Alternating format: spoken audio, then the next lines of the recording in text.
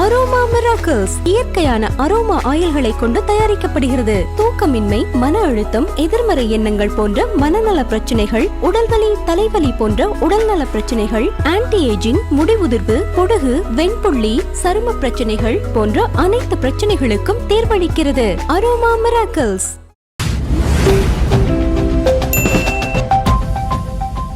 இப்போ இந்த ஸ்ரீகாந்தோட நியூஸ் தான் வந்து பரபரப்பாக போயிட்டுருக்கு. நம்ம எல்லாருமே நியூஸில் பார்த்தோம். நிறைய பேருக்கு ஷாக்குன்னு சொல்லலாம். நிறைய பேர் வந்துட்டு இல்லை இதே மாதிரி முன்னாடி அவருக்கு ஒரு பிரச்சனை வந்திருக்கு, ஸோ இது ஒன்றும் புதுசு இல்லை, நிறைய ஆக்டர்ஸ் லைஃப்பில் இது நடக்கும் தானே அப்படிங்கிறாங்க. பட் நீங்கள் இதை எப்படி பார்க்குறீங்க? எனக்கு தனிப்பட்ட முறையில் பார்த்தீங்கன்னா இந்த விவகாரத்தில் ஸ்ரீகாந்த் சம்மந்தப்பட்டிருக்கார் அப்படிங்கிறதே எனக்கு ஒரு பெரிய அதிர்ச்சி. என்ன காரணம்னா, ரோஜா கூட்டம் காலத்திலிருந்தே ஸ்ரீகாந்தை நமக்கு நல்லாவே தெரியும். மற்ற நடிகர்களை விட அவரோட வந்து கொஞ்சம் கூடுதல் நட்போட பழகியிருக்கோம். இன்னொன்று, அவருடைய குடும்பத்தினரே நமக்கு தனிப்பட்ட முறையில் பழக்கம். ஒரு ஆச்சாரமான குடும்பம் தான் ஸ்ரீகாந்துடைய குடும்பம். அவரும் பார்த்திங்கன்னா ரொம்ப ஒரு மென்மையான ஒரு கேரக்டர். அவர் மற்ற சினிமாக்காரர்கள் மாதிரியான அந்த பகட்டு பந்தா அதெல்லாம் இருக்காது. ரொம்ப ஒரு எளிமையான ஒரு இளைஞர். அவருக்கு இப்படி ஒரு பழக்கம், அதன் காரணமாக அவர் கைது செய்யப்படுகிற அளவுக்கு அந்த விஷயம் போனதுங்கிறது நிஜமாகவே எனக்கு அதிர்ச்சி தான். இன்னும் சொல்லப்போனால் முதல்ல இப்படி ஒரு செய்தி வரும்போது நான் நம்பவே இல்லை. ஒருவேளை இந்த ஸ்ரீராம்ங்கிறது ஸ்ரீகாந்த்னு மருவி நம்ம காதுக்கு வந்துருச்சா அப்படின்லாம் நான் கொஞ்சம் அதை நம்பலை முதல்ல. ஆனால் அதுக்கப்புறம் அதிகாரப்பூர்வ செய்திகள் வரும்போது எனக்கு உண்மையிலே ஒரு பேரதிர்ச்சியாக தான் இருக்குது. ஜென்ரலாக இப்படி ஒரு நியூஸ் வரும்போது மக்கள் எல்லாருமே, ஆடியன்ஸ் எல்லாருமே அந்த பர்டிகுலராக கேஸில் யார் இருக்காங்களோ அவங்கள திட்டுவாங்க, அவங்கள வந்து விமர்சிப்பாங்க. பட் இங்கே என்ன நடந்திருக்குன்னா, பாவம் அவர் அப்படி என்ன பெருசாக தப்பு பண்ணிட்டாரு, இல்லை இன்னும் சொல்லப்போனால் தமிழ்நாட்டில் யாரும் பண்ணாத தப்பு அவர் பண்ணிட்டாரா, இன்னும் பெரிய பெரிய ஆக்டர்ஸ்லாம் கூட வச்சிருப்பாங்க. பட் இது ஸ்ரீகாந்த் சின்ன ஆக்டருங்கிறதால தான் அவர் மேலே இவ்வளோ பெரிய கேஸ் ஆகுது. இதுவே ஒரு உச்ச நட்சத்திரம் பண்ணியிருந்தானா ஆயிருக்காது அப்படின்னு சொல்கிறாங்க. பொதுவாகவே வந்து எல்லா சம்பவங்களிலுமே மக்களுடைய கருத்துங்கிறது பல மாதிரி இருக்கும். இப்போ நீங்கள் சொல்கிற மாதிரி இப்போ ஸ்ரீகாந்தோடைய கைதுக்கு இந்த மாதிரியான ரியாக்ட் பண்ணுறவங்களும் இருக்காங்க. அதே நேரம் சட்டப்படி அவர் என்ன தப்பு பண்ணாரோ, அவர் சட்டப்படி எல்லாருக்கும் என்ன தண்டனை கிடைக்குமோ அதே தண்டனை அவருக்கும் கிடைக்கணும்னு சொல்கிறவங்களும் இருக்காங்க. அதனால் மக்கள் ஒருவர் மேல் பரிதாபப்படுவதால் வந்து அதை நம்ம நியாயப்படுத்திடவும் முடியாது. இன்னொன்று பார்த்தீங்கன்னா, பொதுவாகவே மக்களுடைய மனநிலை எப்படி இருக்கும் அப்படின்னா, சினிமாவில் ஒரு நடிகரை பார்க்கும்போது அந்த திரையில் பார்த்த மாதிரியே தான் நேர்லையும் இருப்பார் அப்படின்னு வந்து ஒரு எண்ணம் எல்லாருக்குமே இருக்குது. ஸோ இப்போ ஸ்ரீகாந்த் இதுவரைக்கும் நடித்த படங்கள், அதில் அவருடைய கதாபாத்திரங்கள்லாம் பார்க்கும்போது நான் ஏற்கனவே சொன்ன மாதிரி ஒரு சாஃப்டான ஒரு கேரக்டராக எல்லாரும் மனதிலும் பதிந்ததால் இப்படி ஒரு கருத்து வந்திருக்கும் அப்படின்னு தான் நான் நினைக்கிறேன். பட் ஜென்ரலாக இப்போது அவர் வந்து ஜட்ஜ் கிட்ட வந்துட்டு எனக்கு வந்துட்டு நான் பெயிலபிள் இருக்கேன், எனக்கு பெயிலபிள் கொடுங்க, நான் பெயில் இருந்தால் வெளியே இருப்பேன், நான் ஒத்துழைக்கிறேன், நான் வெளியூருக்கு எங்கேயும் போக மாட்டேன், நான் எப்போ விசாரணை கூப்பிட்டாலும் வரேன், இன்ஃபேக்ட் நான் எல்லாத்துக்கும் ஒத்துழைச்சி போகிறேன் அப்படின்னு தான் சொல்கிறாரு. பட் அப்படி இருந்தும் அதை வந்து நீங்கள் மேல்முறையீடு பண்ணுங்க அப்படின்னு சொன்னது வந்து சட்டப்பூர்வமாக கரெக்டு தானா, இல்லை ஏதோ ஒரு காரணத்தால் அப்படி பண்ணியிருக்காங்க? இது வந்து சட்டப்படி என்னங்கிறது நமக்கு தெரியாது. அதே நேரம் பொதுவாகவே சொல்கிறேன், ஒரு குற்றத்தை ஒரு ஒப்புக்கொண்டார் அப்படிங்கிறதுனாலே சட்டம் வந்து ஒரு கருணையாக நடக்கும் அப்படின்லாம் சொல்ல முடியாது. இந்த குற்றத்துக்கு என்ன தண்டனை, இந்த குற்றத்துக்கு என்ன ப்ரொசீஜர், அப்படி தான் அதை வந்து டீல் பண்ணுவாங்கன்னு நினைக்கிறேன். அடடா இவர் எல்லாத்தையும் ஒத்துக்கிட்டாரு, அதனால இவர் கேட்குற சலுகைகள்லாம் நம்ம கொடுப்போம் அப்படின்னு எந்த வழக்கிலுமே நடக்காது. நான் என்ன கேள்விப்பட்டேன் அப்படின்னா, காவல்துறை இவர்கிட்ட விசாரிக்கும் போது இவர் கிட்டத்தட்ட பார்த்தீங்கன்னா ஒரு ஒப்புதல் வாக்கு மூலமே கொடுத்துட்டாரு. ஒருவேளை அவர் என்ன நினச்சிருப்பாரு அப்படின்னா, நம்ம எல்லாத்தையுமே வந்து ஒத்துக்கிட்டோம் அப்படின்னா நமக்கு தண்டனை குறைவாக கிடைக்கும், அல்லது கருணை அடிப்படையில் நம்மளை மன்னிச்சிருவாங்க அப்படின்னு அவர் நினச்சிருப்பாருன்னு நினைக்கிறேன். இன்னொன்று, காவல்துறையில இவர் என்ன கேட்டிருக்காரு அப்படின்னா, நான் தப்பு பண்ணிட்டேன், என்னை மன்னிச்சிடுங்க, எனக்கு குழந்தைங்கள்லாம் இருக்காங்க, எனக்கு குடும்பம் இருக்குது அப்படின்லாம் ரொம்ப இதாக கேட்டதாக சொல்கிறாங்க. ஆமாம், அதுக்கான வாய்ப்புங்கிறது இல்லை. ஏன்னா ஒருத்தர் தவறு பண்ணியிருக்காரு அப்படின்னா அவங்களுக்கு ஆதாரபூர்வமாக தெரியும் வச்சு அதை சட்டப்பூர்வமாக தானே டீல் பண்ணுவாங்க. அதனால் இவர் விஷயத்தையே அப்படி தான் நடக்கும்னு நினைக்கிறேன். அதே நேரம் நீங்கள் கேட்ட கேள்வியில் ஒரு சின்ன நியாயமும் இருக்குது. என்ன அப்படின்னா, பொதுவாகவே சட்டம் வந்து எல்லோரிடமும் எல்லா நேரத்திலும் ஒரே மாதிரியாக இருப்பதில்லை, அதுதான் யதார்த்தம். ஏன்னா இப்போ பணம் படைத்தவர்களுக்கே சட்டம் ஒரு மாதிரியும் எளியவர்களிடம் சட்டம் வேறு மாதிரி நடந்துக்கிறத நம்ம பார்க்குறோம்.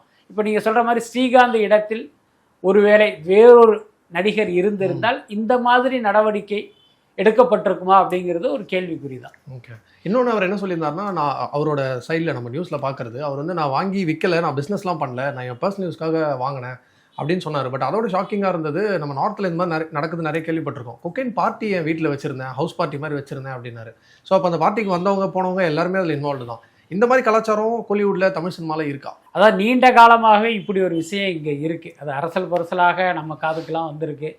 பல நேரங்களில் அது பூடகமாக நம்ம செய்தியும் ஆக்கியிருக்கோம். இன்னொரு அதிர்ச்சிகரமான செய்தி என்ன அப்படின்னா, இந்த போதை மருந்து கலாச்சாரம்ங்கிறது தமிழ் திரையுலகில் மட்டும் இல்லை, தமிழ் திரையுலகை விட மலையாளத்தில் இன்னும் அதிகமாக இருக்குது, மலையாளத்தை விட தெலுங்கில் அதிகமாக இருக்குது, தெலுங்கை விட பாலிவுட்டில் அதிகமாக இருக்குது. இதுதான் உண்மை.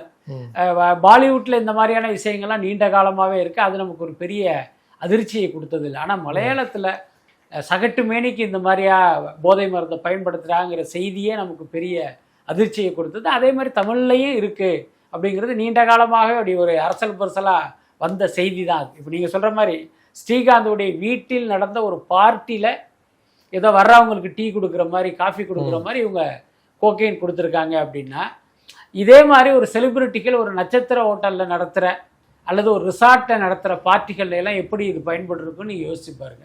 ஸோ அப்போ பார்த்தீங்கன்னா இங்கு வந்து இந்த கலாச்சாரங்கிறது நீண்ட காலமாகவே இருக்குது. இப்போ இந்த ஸ்ரீகாந்த் கைதை தொடர்ந்து இதெல்லாம் ஒன்று ஒன்றா வெளியில் வரும் அப்படின்னு நம்ம எதிர்பார்க்கலாம். இவருக்கு இப்போ இந்த வாட்டி கொக்கைன் சப்ளை பண்ணது வந்துட்டு ஏடிஎம்கேல பிரசாத்னு ஒருத்தராகவும் அவரை இப்போ அரெஸ்ட் பண்ணி அவரோட டிஎன்ஏ டெஸ்ட்லாமும் எடுத்துகிட்டு இருக்காங்க, அவரோட பிளட் டெஸ்ட்லாம் எடுத்துகிட்டு இருக்காங்கன்னு சொன்னாங்க. ஸோ இது அரசியல் பின்புலத்துக்காக செக் பண்ணுறதா? ஏன்னா இப்போது எல்லாரும் கேட்குற கேள்வி என்னென்னா, இந்த ஆட்சியில் வந்து நிறைய ட்ரக்ஸ் இருக்குது, ட்ரக்ஸ் வந்து கை மாறிட்டு தான் இருக்குது, நிறைய பேர் ஆளுங்கட்சியை சம்மந்தப்பட்டிருக்காங்க, ஆளுங்கட்சியில் இருக்க ஆளுங்களே நிறைய பேர் இருந்திருக்காங்க.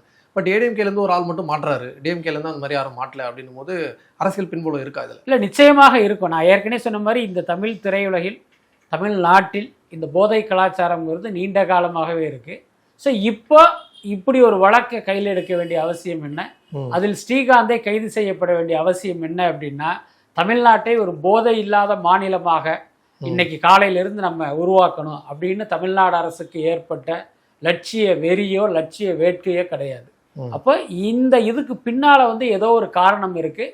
அந்த காரணங்கிறது இப்போ நாம் பார்க்கும்போது நமக்கு என்ன தோணுது அப்படின்னா, இது ஒரு அரசியல் ரீதியான நடவடிக்கை அப்படின்னு தான் நான் நினைக்கிறேன். என்னென்னா, ஸ்ரீகாந்த் கைது செய்யப்படுவதற்கு காரணமாக இருக்கும் அந்த பிரசாத்துங்கிறவர் அதிமுக மேலிடத்தோடு ரொம்ப நெருக்கமான தொடர்பு கொண்டவர். எந்த அளவுக்கு அப்படின்னா, எடப்பாடியை வந்து இவங்க நினச்ச நேரத்தில் போய் பார்க்க முடியுங்கிற அளவுக்கு அவங்களோட ரொம்ப க்ளோஸ் சர்க்கிளில் இருந்த ஒரு கேரக்டர். எல்லாத்துக்கும் மேலே எடப்பாடியுடைய மகன் மிதுனுக்கு வந்து இந்த பிரசாத் வந்து ரொம்ப நெருக்கமான நண்பர் அப்படின்னு ஒரு தகவல் இருக்கு. ஸோ அப்போ அவர் இதுக்குள்ளார சம்மந்தப்பட்டிருக்காரு அப்படிங்கும்போது அப்போ அவருக்கு விரிக்கப்பட்ட வலையில் ஸ்ரீகாந்த் வந்து மாட்டியிருப்பார் அப்படின்னு தான் நான் நினைக்கிறேன். மொத்தத்தில் இதுக்கு பின்னால் வந்து ஒரு அரசியல் இருக்குது, அதில் எந்த மாற்றமும் இல்லை. அதுக்கு அடுத்து இந்த பிரசாத்துங்கிறவர் அதிமுக காரர் அப்படிங்கிறதுனால இந்த கைது நடவடிக்கை, இந்த இவர்கள் மீதான நடவடிக்கைலாம் ரொம்ப வேகமாக நடக்கிறத நம்ம பார்க்குறோம். ஒரு கற்பனையாக சொல்கிறேன், அவர் ஒரு திமுக காரர் அல்லது திமுக மேலிடத்தோடு தொடர்பு கொண்ட ஒருத்தராக இருந்திருந்தால் இந்த மாதிரி நடவடிக்கை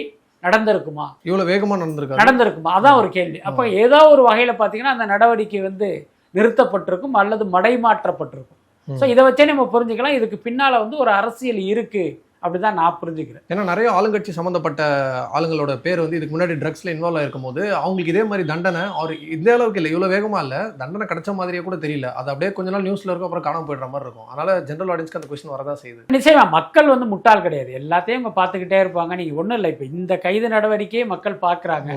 இதை பார்த்த உடனே பார்த்தீங்கன்னா இப்போ திமுக அரசுக்கு வந்து மக்கள் நற்சான்றிதழ்லாம் கொடுத்துட மாட்டாங்க. அடடா, தமிழ்நாட்டை வந்து ஒரு நல்ல மாநிலமாக மாற்ற நடவடிக்கை எடுத்துட்டாங்களே அப்படின்லாம் யாரும் நினைக்க மாட்டாங்க. அவர்களுக்கும் தெரியும் இதுக்கு பின்னால் ஒரு அரசியல் இருக்குது. அந்த அரசியல் என்னங்கிறது வேணால் அவங்களுக்கு புரியாமல் இருக்குமே தவிர இதுக்கு பின்னால் ஒரு கணக்கு இருக்குங்கிறது கண்டிப்பாக புரியும்.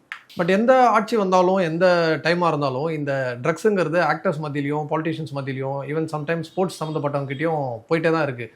அது அவங்க கிட்ட இருக்கும்போது பார்ட்டி அந்த மாதிரி எப்படியோ போயிடுது. பட் அது ஸ்டூடெண்ட்ஸ் கிட்ட வரும்போது ரொம்ப ஒரு பேட் இன்ஃப்ளூயன்ஸ் ஆகுது. இதை ஸ்டாப் பண்ணுறதுக்கு என்ன வழின்னு நினைக்கிறீங்க? இல்லை, அது வந்து அவ்வளோ இதாக சொல்ல முடியாது. நீங்கள் காவல்துறை நினைத்தால் இதை வந்து நிச்சயமாக தடுக்க முடியும்.